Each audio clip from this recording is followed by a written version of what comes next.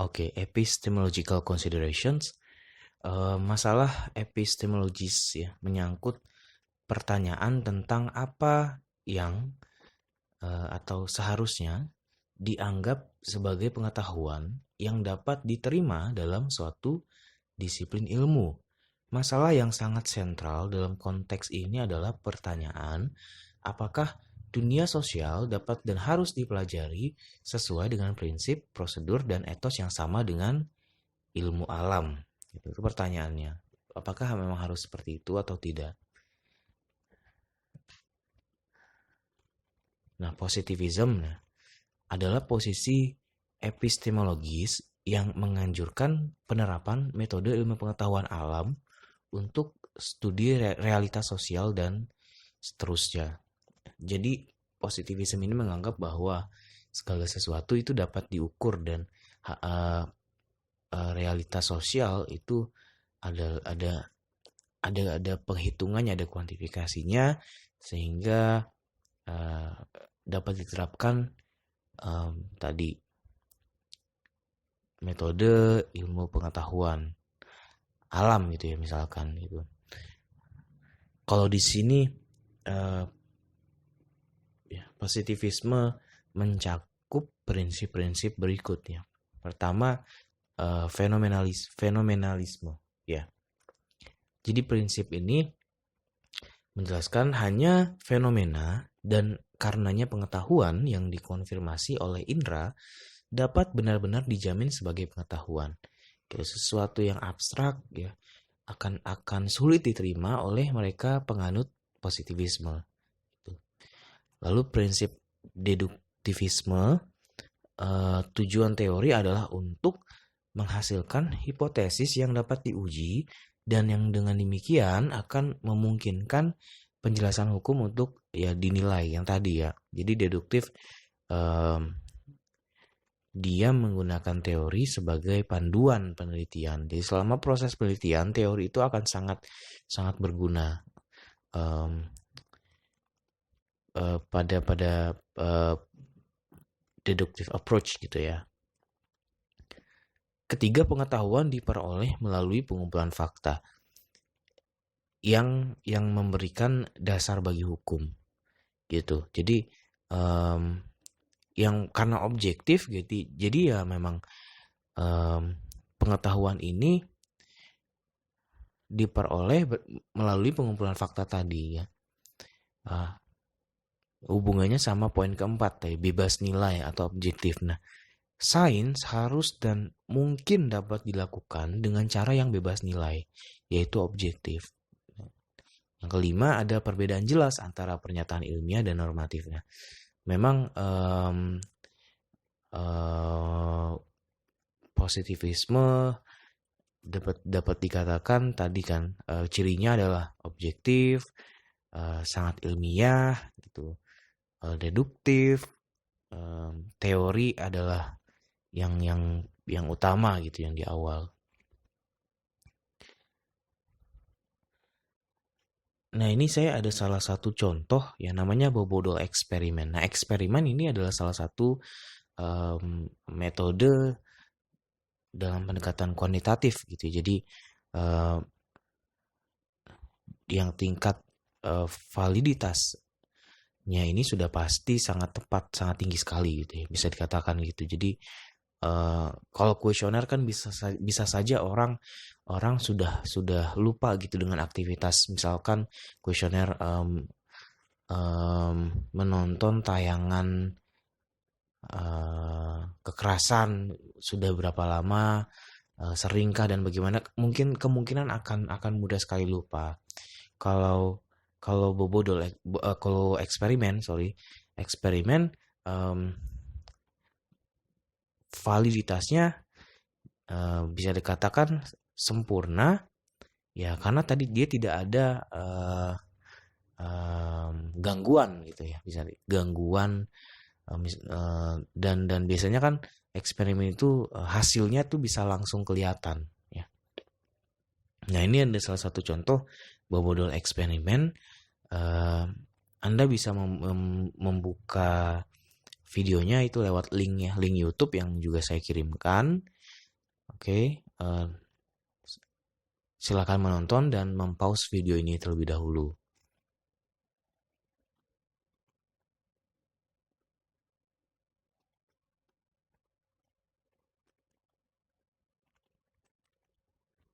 Oke, jadi saya menjelaskan sedikit ya soal Bobodol eksperimen gitu. Ini buat kalian yang sudah menonton tadi juga. Jadi Bobodol eksperimen ini adalah percobaan yang dilakukan oleh Albert Bandura, Dorothy Ross, dan Sheila Ross. Nah, eksperimen tersebut dilaksanakan pada tahun 1961 atau 1963 bertujuan mengamati perilaku imitasi atau meniru pada anak-anak terhadap perilaku agresif. Nah, Bobodol sendiri adalah nama sebuah boneka yang apabila dipukul akan berdiri lagi karena pada titik gravitasinya itu diberi cairan. Pada tahun 1961, Bandura dan kawan-kawan telah membuat laporan eksperimennya dengan judul Transmission of Aggressions Through Imitation of Aggressive Models. Nah, pada tulisan ini akan disarikan inti dari laporan eksperimen tersebut. Nah, dalam eksperimen tersebut, peneliti menggunakan subjek 36 anak laki-laki dan 36 anak perempuan yang terdaftar dalam Stanford University Nursery School. Nah, subjek memiliki umur berkisar antara 37 sampai 69 bulan dengan rata-rata berumur 52 bulan. Nah, selain itu eksperimen tersebut menggunakan 2 orang dewasa, 1 laki-laki dan 1 perempuan yang berperan sebagai model terhadap anak-anak tersebut. Ya. Nah, subjek dibagi menjadi 2 kelompok, yaitu kelompok eksperimen yang terdiri dari 48 anak dan kelompok kontrol yang terdiri dari 24 anak. Nah, kelompok eksperimen ini dibagi lagi menjadi 8 kelompok kecil yang terdiri dari 6 anak. Kelompok eksperimen akan diberikan perlakuan, sedangkan kelompok kontrol tidak diberikan perlakuan apapun. Setengah kelompok eksperimen diberikan perlakuan dengan model yang agresif, setengahnya lagi diberikan yang tidak agresif.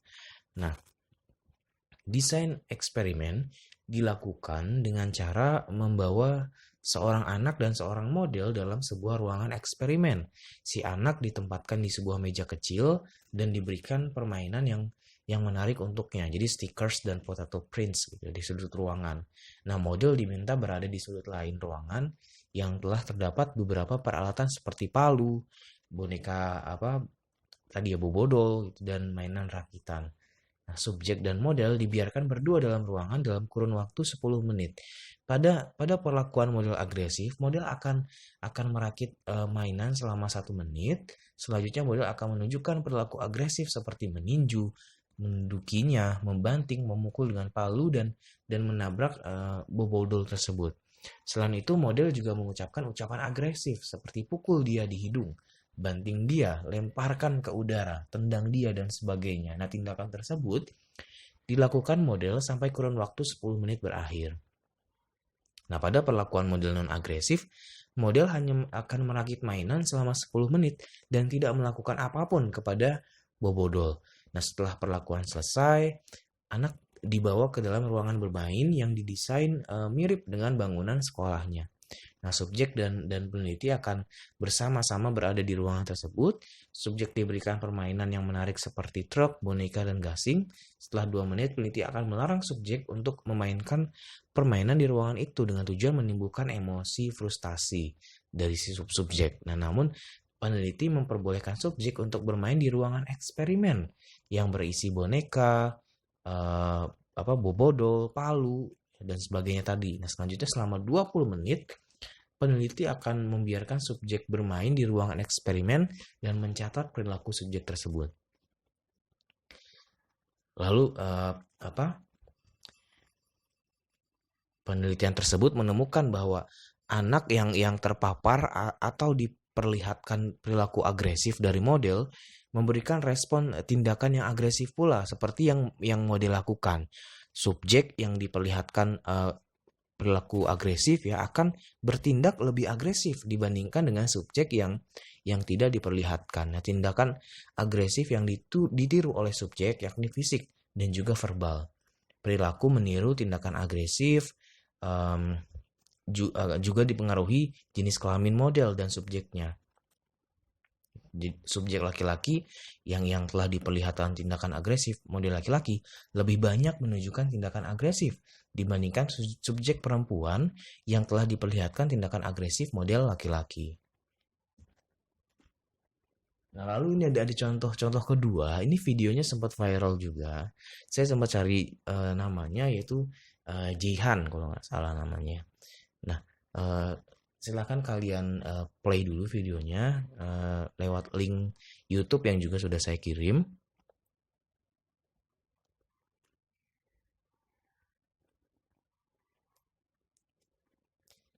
Oke, lucu sekali, memang lucu sekali, sempat viral juga waktu itu. Jadi kita bisa melihat di sini anak kecil ini uh, seperti merasa layaknya seorang apa ya, remaja putri misalnya, atau orang dewasa yang sedang jatuh cinta gitu, yang sedang cemburu dan sebagainya. Nah, ada satu teori namanya teori kultivasi yang dia memfokuskan pada dampak menonton tayangan televisi pada perilaku penonton televisi dalam jangka waktu yang panjang. Nah, teori ini beranggapan bahwa manusia yang selalu menonton tayangan tertentu dengan waktu yang lama dan frekuensi yang sering, maka akan memiliki sebuah pemahaman gitu bahwa dunia di sekelilingnya seperti yang ditayangkan di televisi. Contoh lainnya misalnya seorang ibu-ibu yang sangat suka sekali menonton tayangan kriminal misalnya. Ya dia akan terinfluence gitu bahwa bisa saya misalkan di tayangan itu menjelaskan bahwa Jakarta itu kota yang penuh dengan tindakan kriminal, copet, jambret gitu, penculikan dan sebagainya gitu. Yang dia lihat itu di televisi. Kemudian ya dia merasa takut sendiri gitu ya ketika dia ke Jakarta gitu, karena ya itu tadi dia menganggap bahwa uh,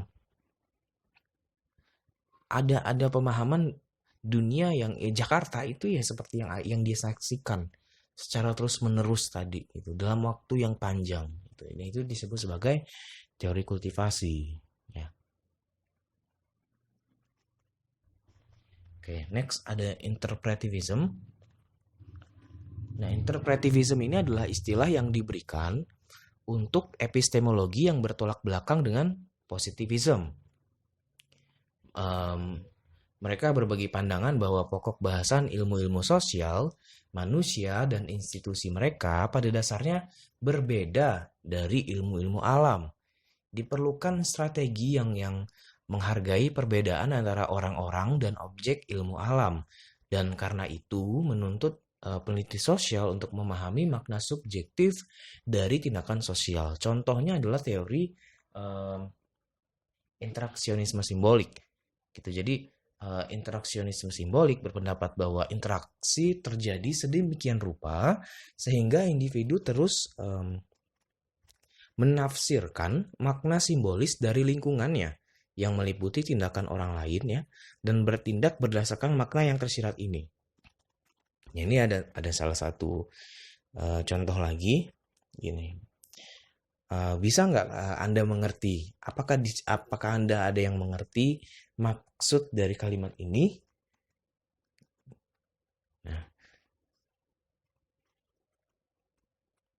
Nah, padahal isinya seperti ini. Maksud kalimat itu adalah seperti ini. Nah, yang saya tahu ini adalah bahasa G ya, bahasa gaul, bahasa G yang hanya orang-orang tertentu yang mempelajari ini saja yang tahu soal ini gitu, yang mengerti bahasa ini gitu. Jadi interaksionisme simbolik bekerja ketika ya bisa saja anggota dalam kelompok tertentu memiliki sandi-sandi rahasia, informasi rahasia, kemudian menggunakan simbol-simbol tertentu gitu untuk berkomunikasi gitu. Nah, ini kan datangnya dari dia sendiri gitu ya. Datangnya dari proses interaksi. gitu. Ketika peneliti sosial mengadopsi sikap interpretatif ya, ia tidak sekedar mengungkapkan bagaimana anggota kelompok sosial menafsirkan dunia di sekitar mereka. Peneliti sosial hampir pasti akan bertujuan untuk menempatkan interpretasi yang telah dihasilkan ke dalam kerangka ilmiah sosial. Ada interpretasi ganda yang sedang terjadi. Peneliti memberikan interpretasi atas interpretasi orang lain. Nah, memang ada tingkat interpretasi ketiga yang terjadi karena ya, interpretasi peneliti harus ditafsirkan lebih lanjut dalam hal konsep, teori, dan literatur dari suatu disiplin ilmu.